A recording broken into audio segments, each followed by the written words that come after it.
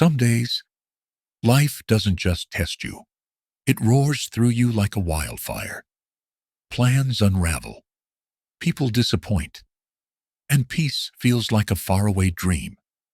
But what if you didn't need life to calm down, for you to find stillness? What if the storm outside was an invitation to discover the quiet you've been carrying all along? Welcome to Trandy Wisdom, where every story is a living truth. How to be calm when life isn't.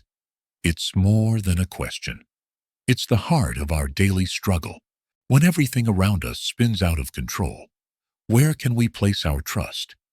In Buddhism, calmness isn't something we wait for the world to hand us.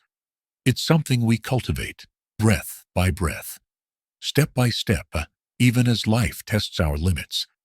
Through the timeless teachings of the Buddha, we're offered not an escape, but a way to stay grounded, open, and peaceful amid chaos.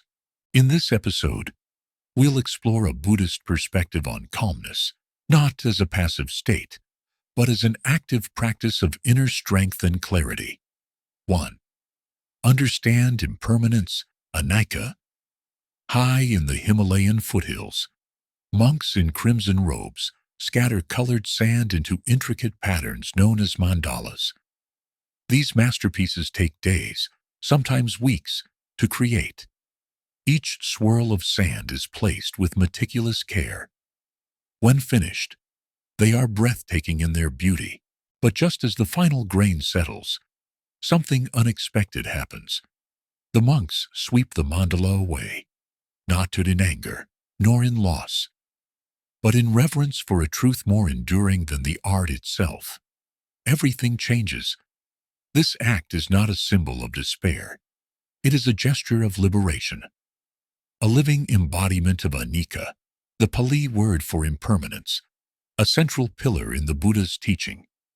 To understand impermanence is not to flirt with sorrow, but to touch the pulse of reality. It is to see life as it truly is, not as we wish it to be. And in that seeing, something inside us softens, quiets, and begins to breathe. In a world obsessed with permanence, perfect homes, forever love, eternal youth, impermanence might seem like a curse. But for the Buddha, it was the gateway to wisdom, freedom, and deep peace. Beneath the Bodhi tree, as the night surrendered to dawn, Siddhartha Gautama awoke, not just to the transience of the world, but to the freedom it offered. If nothing lasts, he realized, then suffering too is not forever. If we cling to what must change, we suffer. But if we accept the nature of change, we are no longer bound. To live is to change. Our bodies age, our relationships shift, trees fall, rivers dry, cities rise, nations crumble. Even the stars above us are dying flames, whispering across time. Everything that arises will pass away. But this is not tragedy. It is the rhythm of the universe. To resist this rhythm is to live out of sync with life itself. To understand it is to find a kind of stillness in the storm. In the ancient Buddhist texts, the Buddha often taught through simple yet piercing metaphors. One of the most profound is this. Imagine holding a beautiful flower. You admire it, breathe in its scent, marvel at its color. But if you cling to it tightly, afraid it will fade, you crush it. If you accept its fleeting beauty, you are free to love it fully without fear. That is the gift of impermanence. It teaches us how to love without clinging, how to live without grasping. Many fear change because it threatens identity, the fragile scaffolding we build to define ourselves. But the Buddha asks a deeper question. What are you to truly? If everything about you is changing, your thoughts shift, your feelings come and go, your body transforms. Are you any of these things? Or are you the awareness beneath them, the watcher of change? To contemplate impermanence is to look into the mirror and see not a fixed self, but a flowing river. It's not just philosophy, it's practice. When a loved one dies, we feel the sharp edge of impermanence. The mind resists, the heart tightens, but slowly, we learn to grieve with open hands. We remember the joy without trying to pull it back. We begin to understand that love, too, is shaped by its impermanence. Would we treasure people as deeply if we believed we had forever? In Zen traditions, the cherry blossom is revered not just for its beauty, but for its briefness. It blooms for only a few days, a fragile whisper of pink against the sky. Then, with the wind, it falls. This falling is not failure. It is fulfillment. It is the flower completing its dance with time. Impermanence, also, has a quiet mercy. It promises that no matter how deep the suffering, it will shift. The pain of heartbreak, the anguish of loss, the ache of failure, they too are subject to time. As the Buddha said, this too shall pass, not as a platitude, but as a lived truth. Yet impermanence is not passive. It is an invitation. It asks us to live more vividly, to pay attention, to not take anything or anyone for granted. Every morning, we are different. Every conversation is unique. Every breath is a gift we'll never receive twice. When we realize this, the mundane becomes miraculous. Washing a bowl, tying a shoe, listening to the rain. These small acts become portals to presence. Many modern lives are structured around avoidance, avoiding age, pain, silence, endings. But avoidance is not peace. It is a prison. Impermanence frees us from that prison by reminding us that nothing is solid enough to hold on to, not even our fears. This is not nihilism. Buddhism does not teach that life is meaningless. Rather, it teaches that meaning arises precisely because of life's fragility. A sunset is beautiful because it fades. A song moves us because it ends. A moment is precious because it will never return. Impermanence also humbles us. We realize we are not the center of a fixed universe, but part of a vast unfolding. Like waves on the ocean, we rise, we fall, and we return. Nothing to possess, nothing to defend, only this moment, given and gone. Some may ask, if everything passes, what remains? The Buddha would not give you a doctrine. He would give you a silence deep enough to hear your own breath, a silence wide enough to hold every joy and sorrow, a silence that is not emptiness, but peace. And in that silence, you may realize that impermanence is not something to fear, but something to trust, because it means that pain changes, fear softens, even the hardest seasons give way to spring. You are not asked to renounce life, but to meet it fully, to greet each moment with open eyes and open hands, to love deeply, knowing it will end, to live freely, knowing nothing can be held. And in that freedom, you may discover the calm you've been seeking, not as a reward for escaping change, but as the gift of embracing it. This is the calm of the mountain in the storm, the quiet at the center of the spinning wheel. This is the heart of Anika. And in that heart, everything changes and everything belongs. 2. Practice mindfulness meditation. In a quiet forest in northern Thailand, before the light of dawn reaches the treetops, a single bell rings. One breath, one step. Barefoot monks, robes whispering against the earth, walk in silence along a dirt path. Each movement is deliberate, unhurried. There is no destination, only the act of walking. They are not chasing time. They are meeting it. This is mindfulness in motion, and it is the heart of a practice that, though ancient, is more urgent than ever. In the modern world, speed is celebrated. Our days rush forward like rivers in flood, overflowing with noise, distraction, demands. We scroll through headlines, multitask through meals, answer messages with fingers twitching faster than our thoughts can follow. In the name of productivity, we have become strangers to the present moment. But mindfulness meditation is a quiet revolution against that tide. It does not shout. It does not promise immediate reward.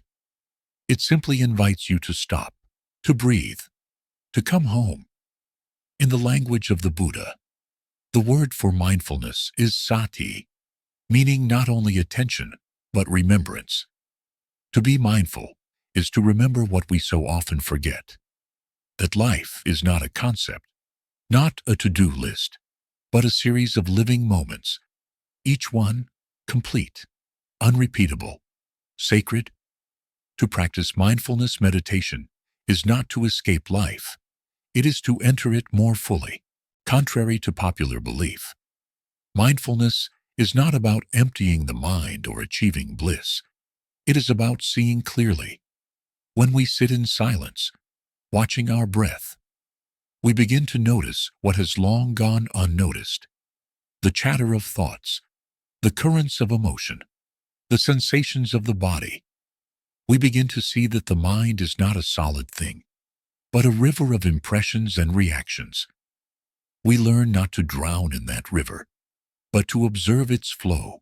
The Buddha likened the mind to a wild elephant, untamed, impulsive, easily startled. But through mindfulness, he said, we can train the elephant, not by force, but by gentle, patient awareness. And as the elephant grows calm, so do we. In the early texts, the Buddha described mindfulness as the path to liberation. He did not teach it as an accessory to life, but as the very means of waking up to it. Mindfulness, he said, is the one way to overcome sorrow, the one way to reach peace. But what does that mean in practice? It begins with the breath. The breath is not just air, it is a doorway. When we anchor our attention to the rise and fall of the breath, we begin to ground ourselves in the body. We begin to notice how often the mind runs away, into memory, into fantasy, into judgment, and how it can be gently returned. This act of returning, again and again, is the essence of the practice. Mindfulness is not about perfection. It is about presence. There is a quiet nobility in the person who simply sits, breathes, and watches, who does not rush to fix, control, or label, who meets each thought with kindness, each feeling with curiosity, who learns over time that even discomfort can be a teacher. Imagine a moment of anger rising in your chest. Without mindfulness, it might lash out, spoken or acted, but with mindfulness, you can name it. Anger is here. You can breathe with it, and in that space between feeling and reaction, something shifts. You are no longer possessed by the emotion. You are aware of it. And awareness is freedom. In monasteries across Asia, mindfulness is not just practiced on the cushion. It is infused into every act: eating, sweeping, walking, bowing. A monk washing his bowl does so with full attention. A nun drinking tea does so with quiet reverence. Each act becomes a ceremony, not because of its form, but because of its presence. This is a powerful lesson for lay people. 2. You don't need to leave your life to live mindfully. You don't need incense or silence or robes. You need only to stop, to breathe, to pay attention. The sink full of dishes becomes a chance to feel the water. The morning coffee becomes a meditation on heat and flavor. The commute becomes a practice in patience and returning. Over time, mindfulness weaves itself into the fabric of our being. We begin to notice when we are lost in thought, when we are reacting, when we are absent. And with that noticing comes the power to choose differently. One of the most poignant stories in Buddhist tradition tells of a lay practitioner who approached the Buddha and said, "I am too busy with work and family to meditate like the monks. Is there any hope for me?" The Buddha smiled and said, "Whenever you draw water from the well, be mindful. Whenever you walk to the market, be mindful. Even in your busiest moments, the breath is always with you. Use it." Mindfulness is democratic. It requires no background, no belief system, no talent. It meets you where you are. And yet, it asks something in return. It asks for honesty. It asks you to feel what you have avoided, to stay with the body even when it aches, to witness thoughts even when they are dark, to embrace the present moment even when it is not what you hoped for.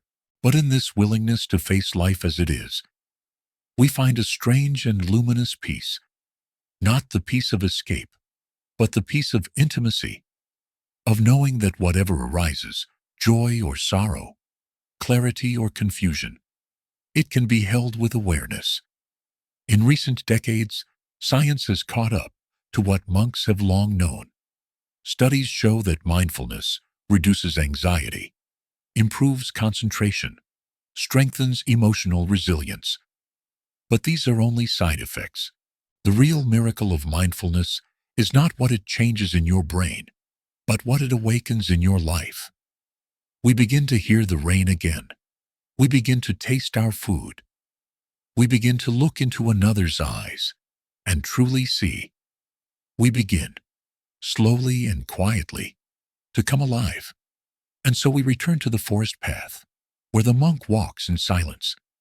One step, one breath, not trying to get anywhere, just being where he is. That is mindfulness. That is meditation. And that is enough. 3. Let go of resistance and attachment. In the highlands of Bhutan, where wind weaves through ancient pines and prayer flags flutter like whispered mantras, a woman climbs a steep trail toward a mountainside monastery. Her breath is heavy, her steps slow, but her eyes are steady. In her hands, she holds nothing. No bags, no burdens, just a string of worn mala beads, each one a silent release, a letting go. She climbs not in search of possession, but of peace, not to grasp, but to surrender. This quiet journey reflects one of the most radical teachings of the Buddha, that the path to inner freedom lies not in holding on, but in letting go. The world teaches us to cling. We hold tightly to success, to reputation, to youth, to those we love. We grasp for stability in relationships, permanence in possessions, and certainty in belief. At the same time, we resist what is uncomfortable, pushing away failure, pain, loss, and uncertainty. We build fortresses of preference. I want this, not that. I'll accept this, but never that. And yet, the more we cling and resist, the more we suffer.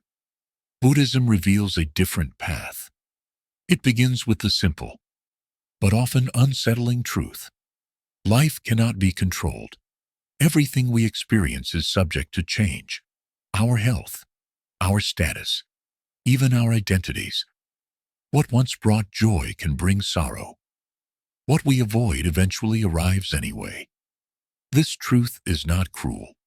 It is liberating, because if we can stop resisting what is and stop clinging to what was, we can begin to inhabit the present with an open heart. In ancient teachings, the Buddha described this dynamic through the metaphor of two arrows. The first arrow is life itself, pain, loss, difficulty. These are inevitable. But the second arrow is self-inflicted. Our resistance, our refusal to accept, our stories about how things should be. Letting go is the art of not shooting the second arrow. But letting go is not a passive act. It is an inner movement of courage. To let go is not to give up. It is not to resign or become indifferent. It is to meet life on its own terms, to feel the sting of impermanence and still choose tenderness, to love without possessing, to live without demanding guarantees. There is a story of a monk who was asked how he faced death without fear. He replied, "Because I have let go of everything that could be taken from me."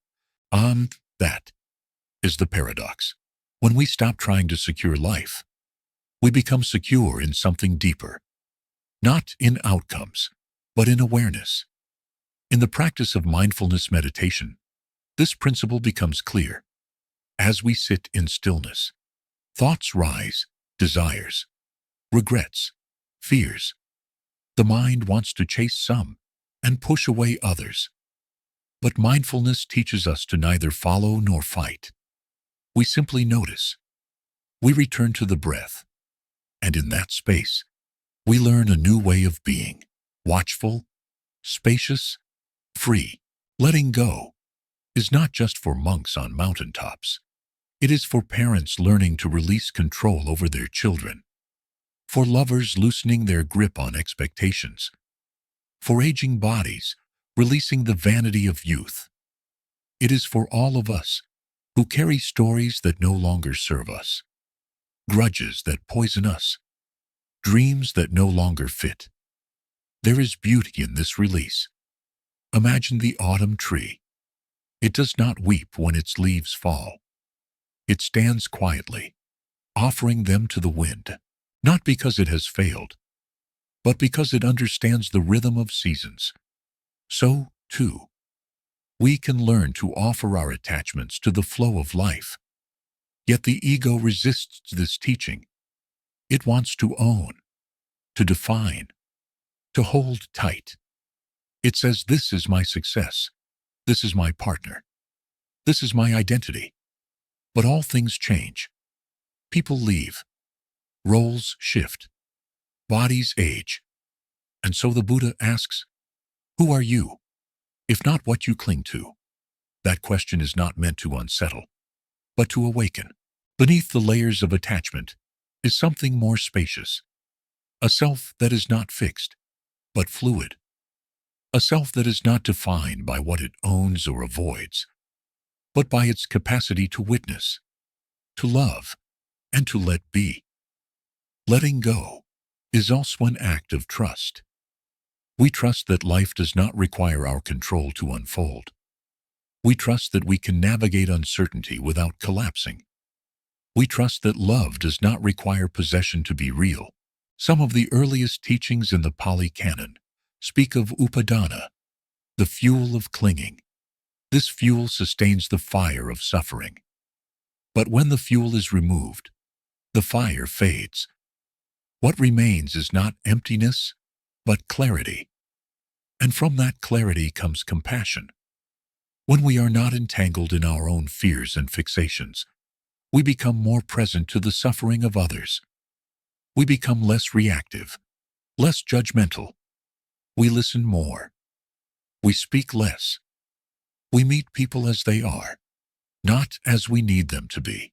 Letting go is not always grand. Sometimes it is subtle. It is the moment we take a breath instead of sending the angry message.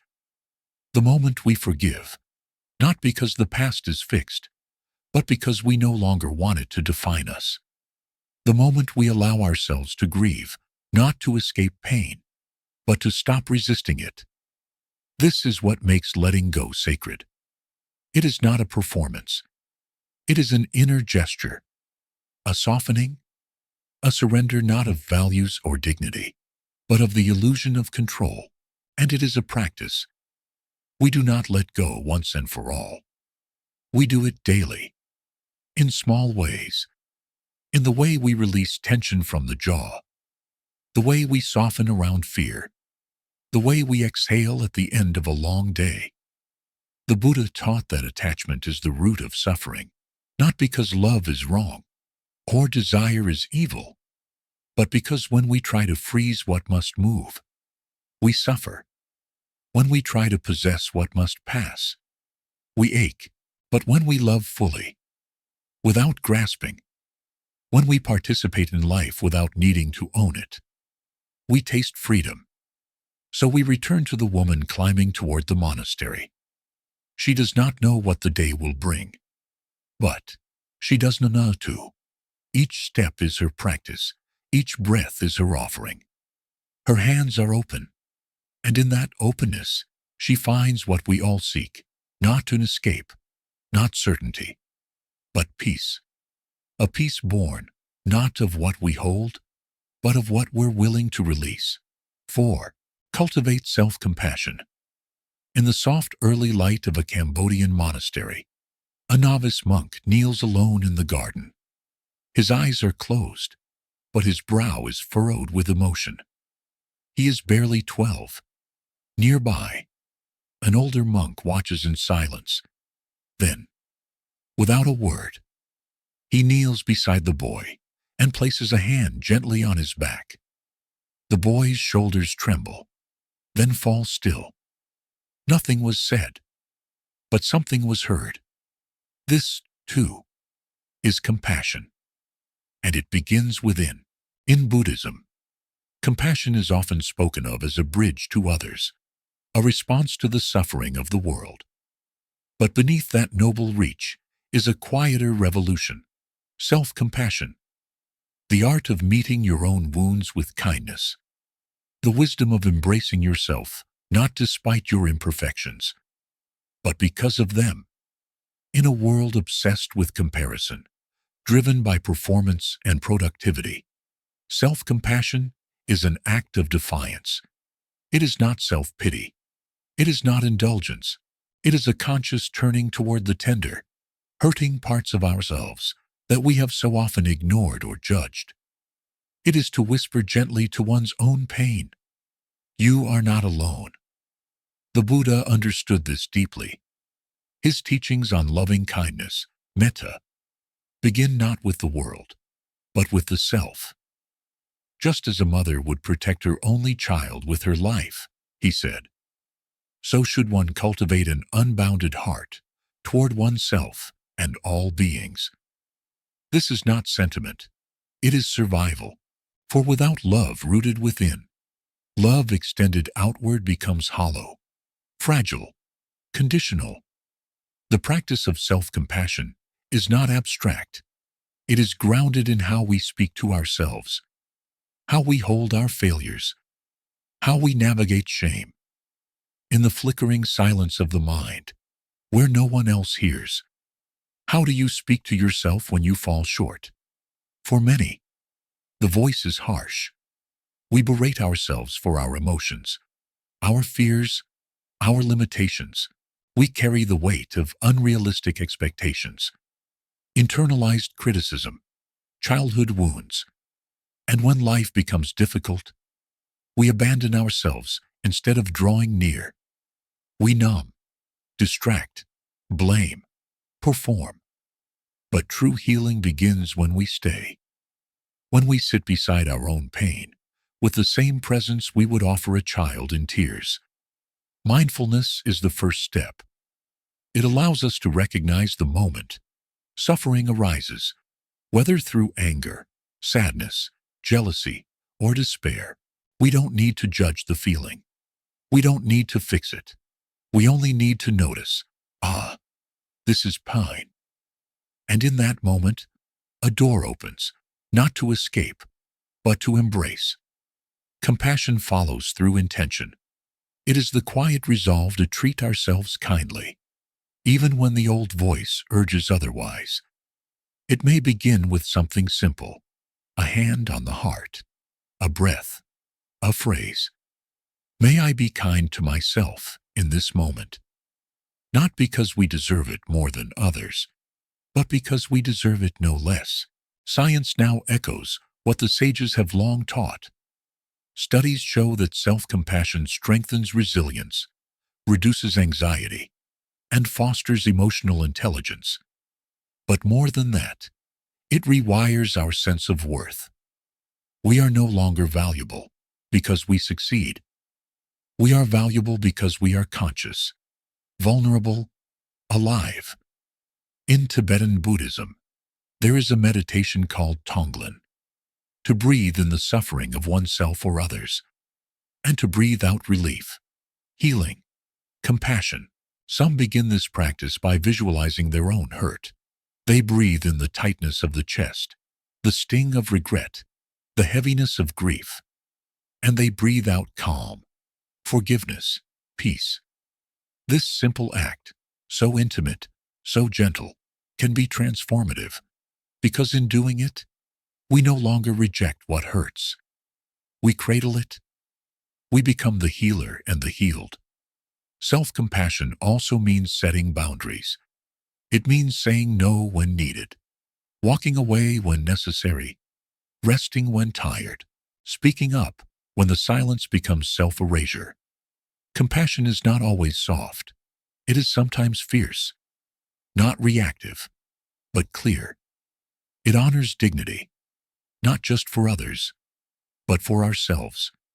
In Zen, there is a saying, "You are perfect just as you are, and you can use a little improvement." It captures the paradox of self-compassion. We accept ourselves fully in this moment, and we are also on a path of growth. But growth does not come from self-hatred. It comes from a soil of care, honesty, and patience. There is an ancient story of the Buddha encountering a musician tuning his lute. The string was too tight, and it snapped. The string was too loose, and it gave no sound. Only when it was balanced did it sing. The Buddha smiled. "So too with the mind," he said. "Too tight, and it breaks. Too loose, and it wanders. But with gentle discipline, it plays the music of freedom." Self-compassion is this balance, not too harsh, not too indulgent, but steady, warm, wise. There are moments in every life when darkness falls, when we fail, when we are misunderstood, when the weight of the world feels unbearable. In those moments, we often look outward, desperate for someone to save us. But the first act of salvation is always inward. It is the soft voice that says, "I see your suffering, and I am here." From this place, we begin to heal, not by pretending we are whole, but by honoring where we are fractured. And from this healing, compassion naturally expands. We no longer love others from a place of need or performance. We love because we have touched the root of love itself. We see in others the same fear, the same longing, the same struggle. And so we forgive more easily. We listen more deeply. We judge more slowly. In the stillness of a monastery or the chaos of a city street, self-compassion is always available. It does not require silence, or robes, or retreat. It requires only this, that we pause, breathe, and remember that the heart, too, is worthy of its own care. So return to the boy in the garden. He is older now. His face still carries lines of contemplation, but his eyes are softer. He walks slowly through the world, not as one who is unshaken by pain, but as one who knows how to stay with it, to meet it, to hold it. And in that holding, he offers something rare, not just wisdom, but warmth, not just practice, but presence, not just compassion, but self-compassion. 5. Take refuge in the three jewels. In the shadow of the Himalayas, where the wind carries the scent of juniper and snow, a group of pilgrims gathers at the base of a sacred stupa. Their hands are folded. Their foreheads touch the earth. Their voices rise in unison, repeating a phrase that has echoed across centuries and continents. Buddham Saranam Gacchami. Dhammam Saranam Gacchami. Sangham Saranam Gacchami. I take refuge in the Buddha. I take refuge in the Dharma. I take refuge in the Sangha. These are not just words. They are an inner compass, a vow, a path through the wilderness of suffering. In Buddhism, this act of taking refuge marks the beginning of the spiritual journey. It is not a surrender to a god or an institution, but a return to something deeply human, a recognition of where safety, clarity, and belonging truly reside. In a world of shifting ground, the three jewels, Buddha, Dharma, and Sangha, are not rigid anchors, but living presences. They do not protect us from pain, but they teach us how to walk through it, with eyes open and heart unarmored. To take refuge in the Buddha is to take refuge in the awakened potential within yourself. It is to remember that enlightenment is not exclusive to a man who sat under a tree 2,600 years ago. It is the seed within every human heart, the capacity to see clearly, to act compassionately, to live without fear. The historical Buddha, Siddhartha Gautama, is revered not as a deity, but as a mirror. He showed that awakening is possible. He walked a path that others can follow, not as disciples, but as fellow travelers. To say, I take refuge in the Buddha, is to affirm, I, too, can wake up. But aspiration alone is not enough. We need a map. That map is the Dharma. To take refuge in the Dharma is to take refuge in the teachings, not as dogma, but as a living truth that must be touched directly. The Dharma is not limited to sacred texts or chanting halls. It is found in the rise and fall of breath, in the stillness between thoughts, in the fierce clarity of impermanence, and the tender truth of interbeing. The Dharma is the law of reality, the nature of things as they are, not as we wish them to be. It is both the raft and the river. The teachings guide us not toward escape, but toward intimacy with life. They reveal that suffering has a cause, and therefore, a path to its end. They ask us not to believe blindly, but to inquire, to test, to live the questions ourselves. As the Buddha said, be a lamp unto yourself. Hold fast to the Dharma as a refuge. And yet, even with the lamp and the path, the road is long. We stumble. We forget. We despair. This is why we take refuge in the Sangha. The Sangha is the community of practitioners, those who walk the path with us, those who remind us that we do not have to carry our burden alone. In its narrowest sense, Sangha refers to the monastic community, but in a deeper, more universal way. It is anyone who supports our awakening, a friend who listens without judgment, a teacher who speaks from the heart, a stranger whose kindness touches something ancient in us. In moments of doubt, the Sangha becomes a mirror. In moments of joy, a witness. To take refuge in the Sangha is to say, I cannot do this alone, and I don't have to. Together, the three jewels form a triad of profound resilience. When life crumbles, when we are lost in fear or anger or confusion, we return to them, not to be saved, but to be reminded. The Buddha reminds us of our nature. The Dharma reminds us of the way. The Sangha reminds us we are not alone. Refuge is not a hiding place. It is a foundation, a space where we can breathe again, see clearly again, feel held, not by illusion, but by truth.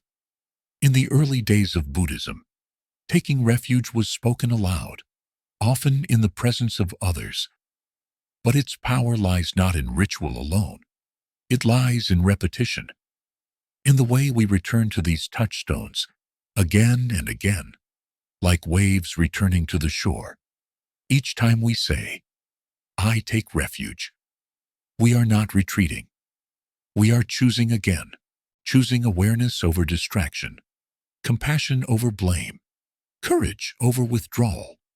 And yet, even this act of choosing must be done gently. There is no coercions in the Dharma, no reward for belief.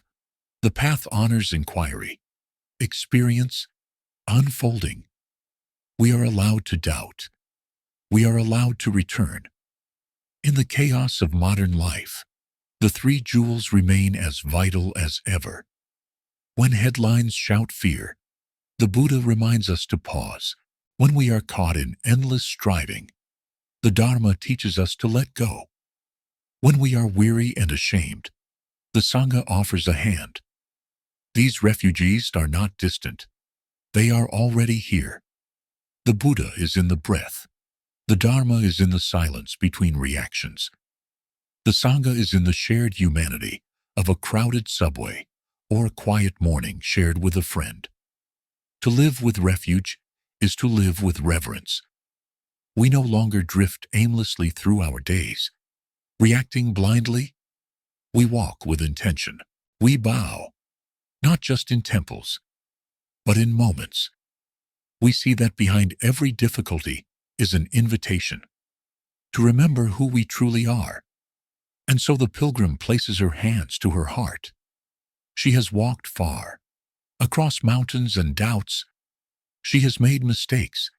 She has fallen and risen again. And now, as she stands before the shrine, the words rise from within her, not as a chant, but as a knowing. I take refuge in the Buddha. I take refuge in the Dharma. I take refuge in the Sangha, not to escape the world, but to love it more wisely. Not to be saved, but to awaken. Not to become someone else, but to come home.